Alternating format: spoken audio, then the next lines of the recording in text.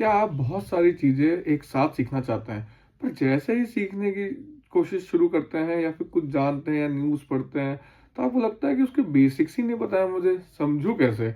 हर चीज़ ऐसे हवा में उड़ के जाती है, जैसे हर चीज़ रॉकेट साइंस है। पर क्या आपने 20-80 रूल के बारे में सुना है? अगर नहीं सुना है तो मैं बताता हूँ। 20-80 रूल एक बहुत ही सिंपल रूल है। उसका क्या मतलब है कि आपकी 20% ऑफ चीज़ें आपका 80% ऑफ काम करती है। फॉर एग्ज़ाम्पल एक बिज़नेस है जो कि बहुत बड़ा है। अगर आप उस बिज़नेस को अच्छे से देखेंगे तो उसके 20% कस्टमर उसके 80% रेवेन्यू लेके आते हैं। और ये रूल मैक्सिमम चीज़ों में फिट होती है। अगर आप कोई भी चीज़ की 20% चीज़ अगर आप समझ गए, तो वो आपको 80% चीज़ें समझने में आसानी कर देगी। तो अब मैं क्या करने वाला हूँ, इसी रूल को का मदद से आपकी मदद करने वाला हूँ।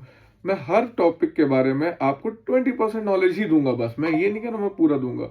और उस 20% की हेल्प से आप उस फील्ड के बारे में मैक्सिमम आउटपुट समझ जाएँगे खुद से खुद।